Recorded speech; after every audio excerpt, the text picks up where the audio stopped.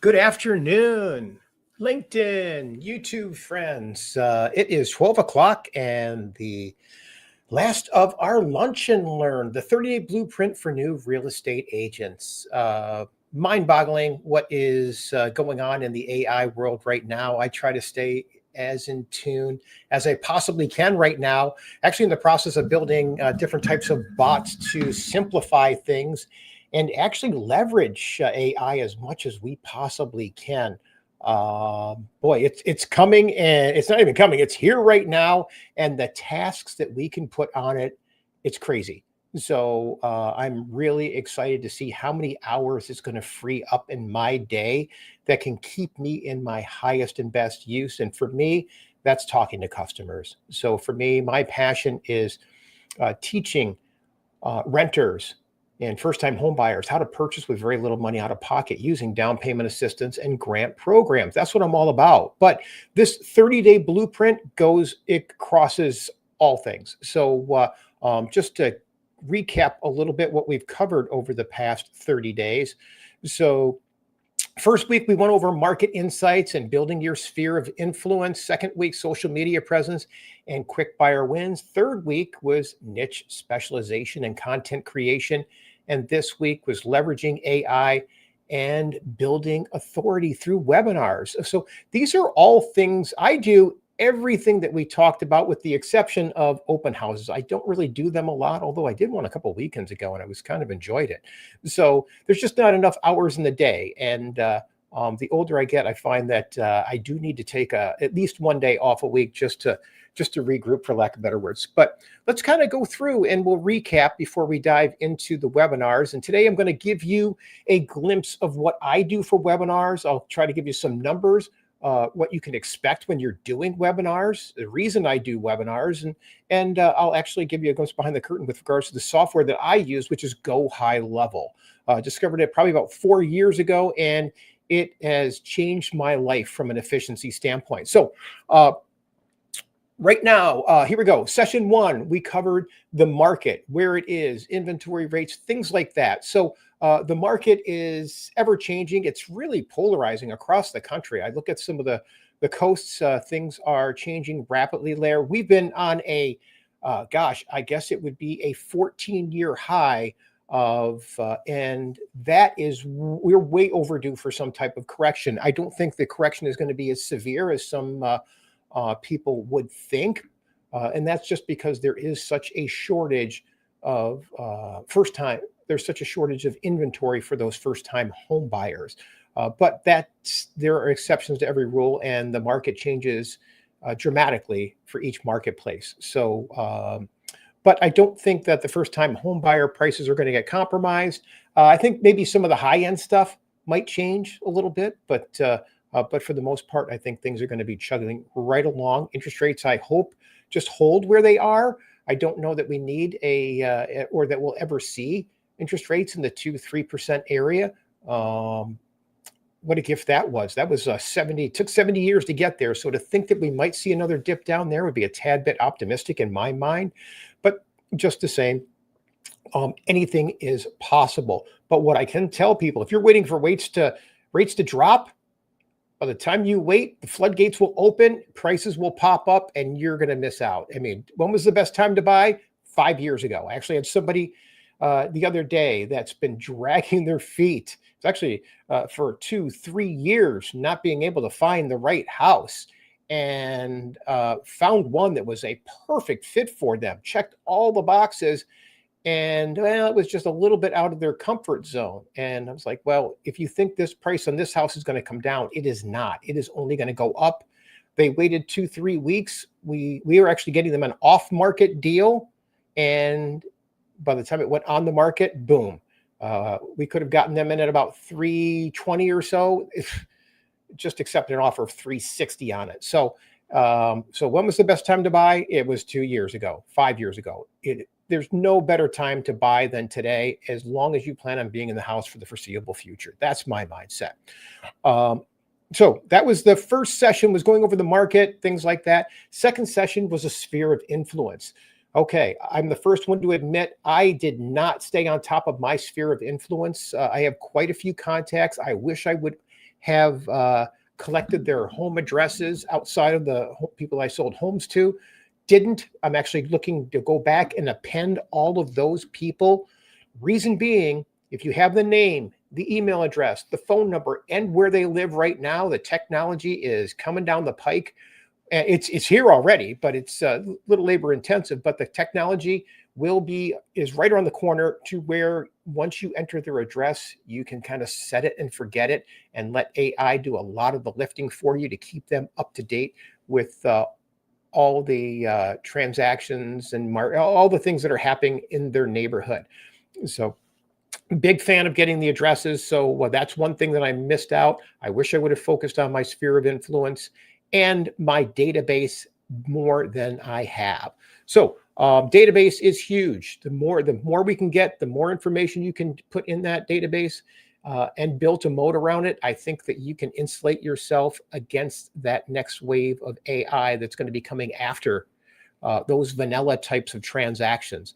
So you can position yourself to be that authority figure in your network through the different educational content and things that I'm going to show you in just a couple more slides. Section 3, we went over the platforms that I use. LinkedIn is by far and away my favorite one. The fact that you can actually find a niche that you want to service and take a deep dive into that niche, identify people that are players in that area, and hopefully develop relationships or get some of that educational content out in front of them to position yourself as that trusted advisor in whatever real estate niche you're looking for. I think that's awesome. I wish I would have discovered LinkedIn a lot sooner. I'm actually off to the races on that. I still post on Instagram, Facebook, just now learning about TikTok. I feel like I never gave TikTok the time of day because it was young. Well, that was 5-6 years ago. Those people are getting a little bit older. So with the average first-time home buyer being 40 years old, I feel like there is going to be a conscious effort pushing that age down. So when I got in the business, the average first-time home buyer, I think, was 27 or 8 years old. Now it's almost up to 40. Very alarming statistic when you think about it. So I know there is going to be a conscious effort to try and push that number down in Washington because it's just creating a huge divide. So, but anyways, social media, TikTok, I think, is something that could work quite well. There's a lot of automation, AI automation tools available for TikTok that I'm working with right now. And that can be used on Instagram, Facebook, YouTube, and X.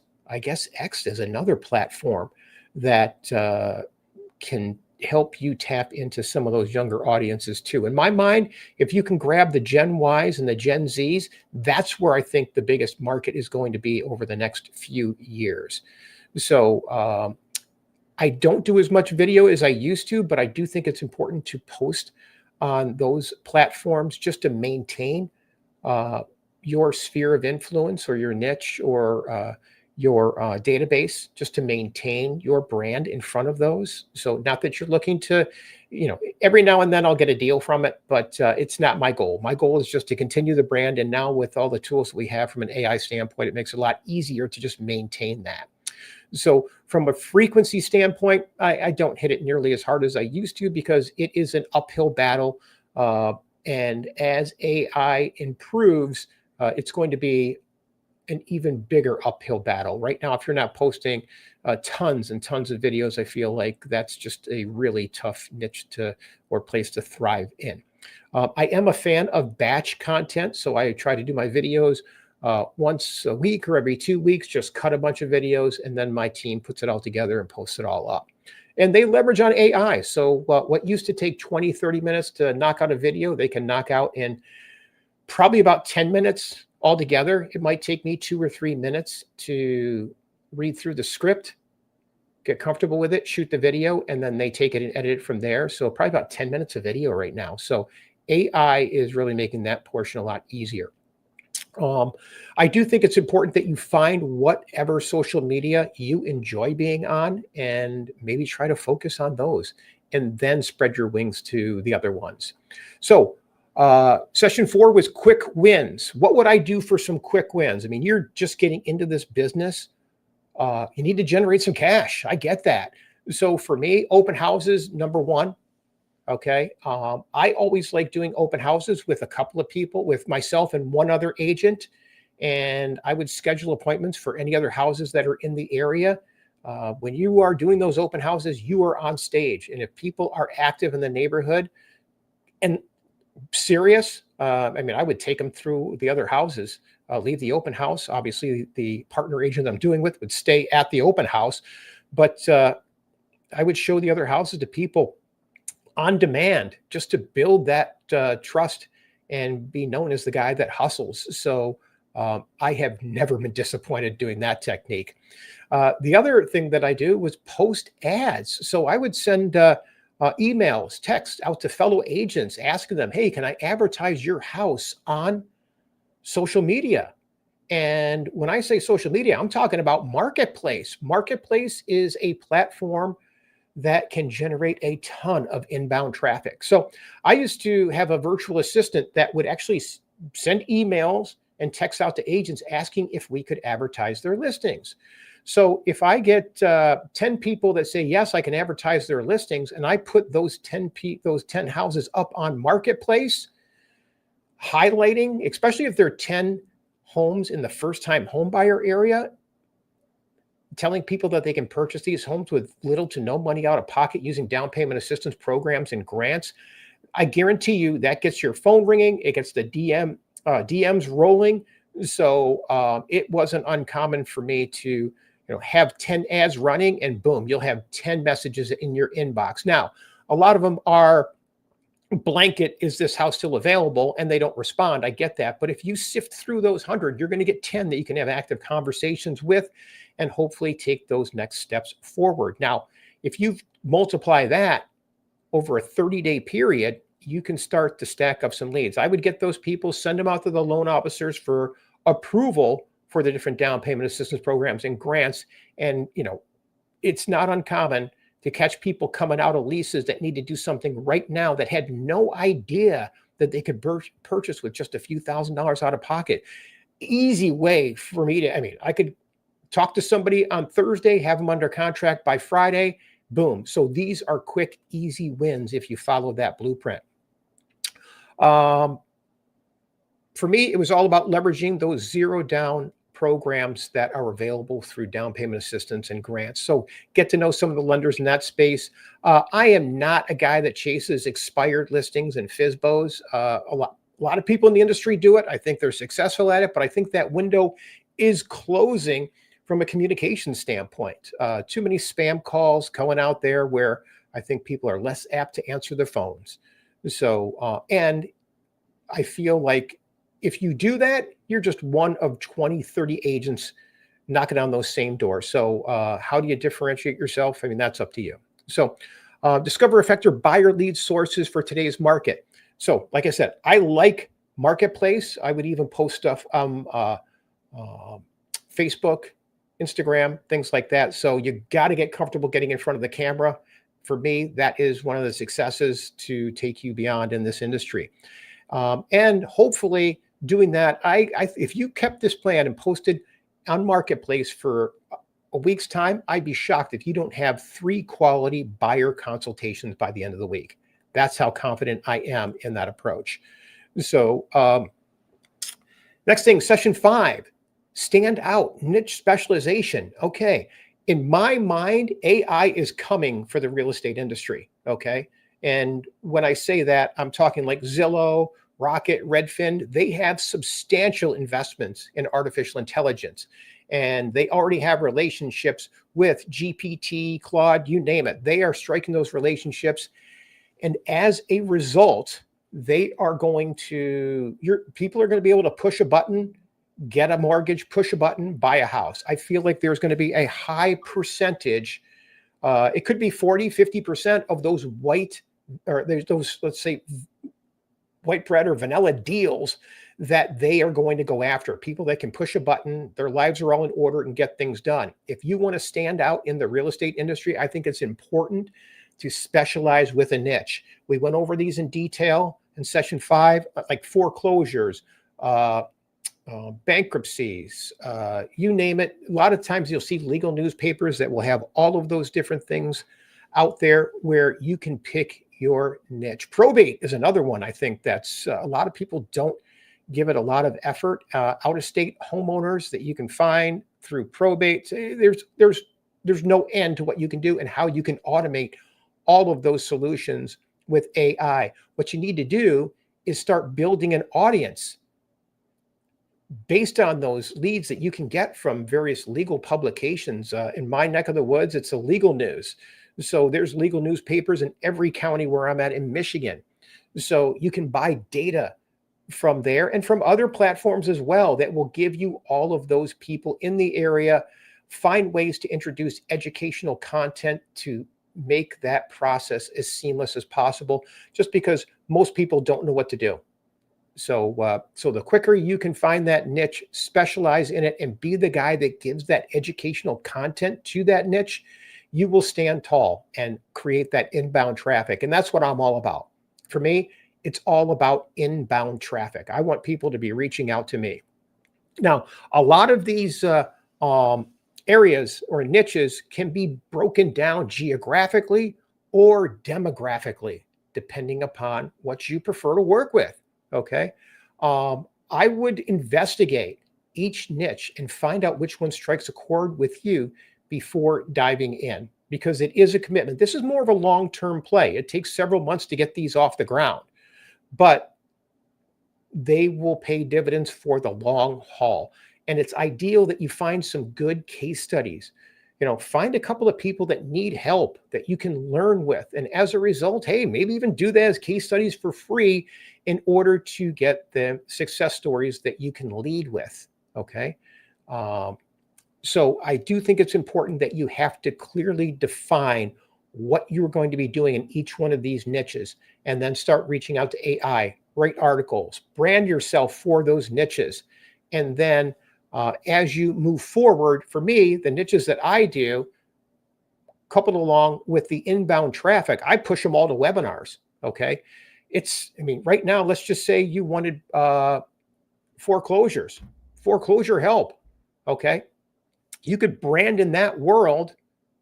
You can run ads on Google for the keywords foreclosure help, free webinar, how to deal with foreclosure. Okay. And then just drive everybody to it. You'd be surprised how many people are looking for help. And especially in the foreclosures right now, that is trending. I think the statistics are there's twice as many foreclosures this year than there were last year. And we are only looking for that number to increase. And that's normal. It's going to adjust just to the way the whole market is cyclical. Number 6, content that builds a brand. For me, it is all about education first. Everything you do has to be giving away free education. Try to find different pillars for your niche. Maybe it's maybe you have slide ads. Maybe you do videos. Maybe you post different places. There's a lot of different ways to have different pillars that you can rely on to get that educational content out there to create that inbound traffic. Okay. I'm a big fan of the one-to-many approach. So as these people come in, you want to give them something. Okay. Whether you're going to give them a publication, a book, or the easiest thing is just to give them a free webinar. And we're going to talk about that in a minute. So you basically make sure that people know that you are the trusted advisor. And once you get on that screen, it's so easy. I think it's easy to create quick content creation templates for efficiency. So whether you want to do it with AI or a virtual assistant, I think that there are templates that you can test and continue to improve on. Use Canva. There's a lot of different things out there you can use, and produce your first piece of educational content and make sure you continue to do it.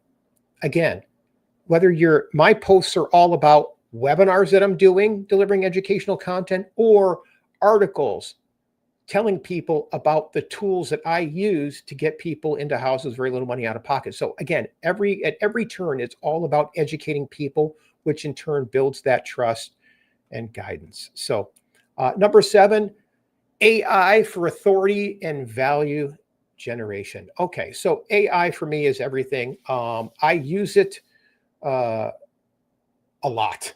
Okay. Now I have assistants that do a lot of the AI work for me as far as inputting things, harvesting it, polishing it up, and posting it. But AI is getting so good that the assistants can be used in different areas now. So the tools that I use, I mean, ChatGPT, I think is great.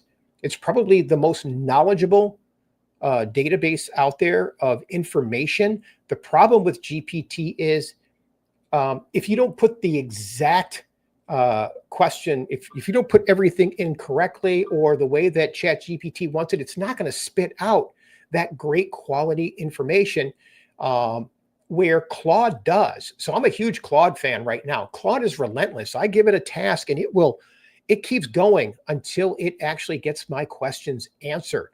Where GPT, I got to keep entering things till I get the data that I want. Okay. Canva can be connected to ChatGPT. I don't know if it can be connected to Claude yet, but I use that as well. I use Descript for a lot of my videos. They make it easy to cut out a talking head, and then we throw that into Canva, put some backdrops in there, and maybe a little music and things like that. My team does that. So, but I think it's a great way to automate some of the tools easily. So AI is here and it is improving. Some of the AI that's on the horizon is absolutely mind-boggling. The way that you can have AI assistants and sub-assistants that are out there to do things that are absolutely off the charts. I challenge people, you need to go out there and start looking at some of the people that are posting stuff on YouTube, what they're using AI for, and some of the alternative tools that are embracing, ChatGPT or Claude or all the other ones. So there's so much content out there. So for me, you want to automate your content as much as you possibly can, but you do not want to sacrifice authenticity. Okay, so do not there are a lot of people that go out to HeyGen or 11 Labs and, record their voice, get their avatar, and it's obvious. Okay. Right now, it does about 90%. It does a good job up to about 90%. But the audiences can tell the difference, and they will time out. Okay. So don't sacrifice your authenticity by leaning too heavily on AI. Okay. You still got to get in front of the screen to be considered legitimate. Okay. So using AI for CMAs and in-depth market analysis, that's actually been around for a little while. So make sure you do that. There's all kinds of tools out there. I won't sound the drums on that. Most people are already aware of that. Automating email campaigns and follow-up sequences. Whatever CRM you're using, right now, AI can program your email campaigns and follow-up sequences for you. Just plug it in. I use Go High Level, and I have been paying a third party to manage that for us for quite some time. And right now, I don't need that. All I have to do is go into Claude and say, hey, can you write up a email sequence and follow-up campaign automation tools for Go High Level for this topic, and bam. It does it all in code. We just pop it right in, make a few changes, and you're off to the races. So the interoperability between the different platforms that we have with regards to CRMs and other tools, it's out there. Okay. And it's amazing. You just ask for it and it will do the coding for you. So recognizing what AI cannot replace, it can't replace trust and relationships. So that's why I think it's important for you to get in front of the camera, because that's really what develops a lot of trust, at least with the people that I work with, and exudes the authenticity that I think a lot of people look for. It's not about perfection. In fact, when my webinars didn't really take off for me until I started to really put myself out there and let people know some of my business mistakes. That created such authenticity. It built a lot of trust with my customers. So the next one, action and implementation. So I always challenge people, learn a couple of AI tools to get going. All right. So Took us a long time to get here, but session 8, webinars and live sessions, establishing instant credibility through webinars. I can't tell you, I started doing webinars about 5 years ago. I had someone built a webinar system for me through Go High Level and Zoom, and it has been the best thing ever. What used to be one-on-one conversations that I would routinely have all day with people based on the amount of inbound traffic I got from those marketplace ads. I was a phone jockey. I could not do any more. But once I switched over to webinars, going one-to-many, I was able to whittle that down quite a bit and structure all those inbound calls to book time on my calendar. So in addition, it builds so much trust, okay? And it did very well for me to the point where I was wondering how I could improve. And then about a year ago, I met someone that taught me about messaging. And once I was able to get my messaging done and across on webinars, that's when things really started to snowball for me. And when I say messaging, I'm talking about giving people the pain that I've encountered in my lifetime, okay? Sharing that and relating it to the situations that are out there. So most people that go to my webinars, they look at me and they're like, okay, this guy may have been around a little while. How can I relate to him? He's never struggled. Well, once I started putting my story out there through messaging, I became so much more relatable to the people that I was trying to help that it really kicked open the doors for me and for them, okay? The trust factor is 10 times greater once you have your messaging out there, okay? So I also, even though a lot of the webinars and things I do are specific to first-time home buyers and renters, I push this to my whole sphere of influence and database, okay? So they know I sell real estate. They'll come to me for the big purchases and this and that, but they also know to recommend first-time home buyers. Oh, you got to talk to my agent, John. He specializes in that. So don't think by pigeonholing yourself in one area that's going to turn off the rest of your database. It doesn't. It makes you more relatable, and it makes it look like you're a person on a mission. Okay. So a lot of the times converting attendees into loyal clients, some people that go to my webinars, oddly enough, they go 2-3 times before they actually feel like they can pick up the phone and call me. So I've tried to get that down, but it becomes a little bit more challenging. So it is important that you do these routinely. I mean, sometimes I'll have webinars. I've had webinars with 150 people on it. I've had webinars with 20 people on it. Heck, I've had a webinar with 5 people on it when we didn't run any ads. That's fine. It's all about being consistent. Sometimes, heck, I had one a couple of weeks ago where I only had 20 people on the webinar. And out of the 20 people, 50% of them scheduled calls with me, and I got half of them were deals right away. Okay. So amazing how the consistency plays out. So, and it's all about, some people just are loyal followers. So keep that in mind. Now, we went over the 30-day blueprint recap. I will tell you, when it comes to webinars, I use a platform called Go High Level. Okay. The reason I want to take this to a different level is when I was doing the inbound calls, I was getting, it could be 30, 40 conversations a day with people. It's overwhelming. Okay. Once I switched over to the webinars and I was able to give a lot of that information out on the webinars, it cut those calls by a third and basically throttled what was coming in to better quality people. Okay. So for that reason, I'm always going to preach webinars.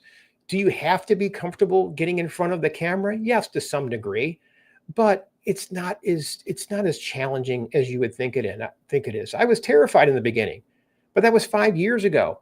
Now it's just like stepping up and talking to just one person at a time. Okay. So I will show you, I use Go High Level just to give you a feel for it. And we're actually switching over.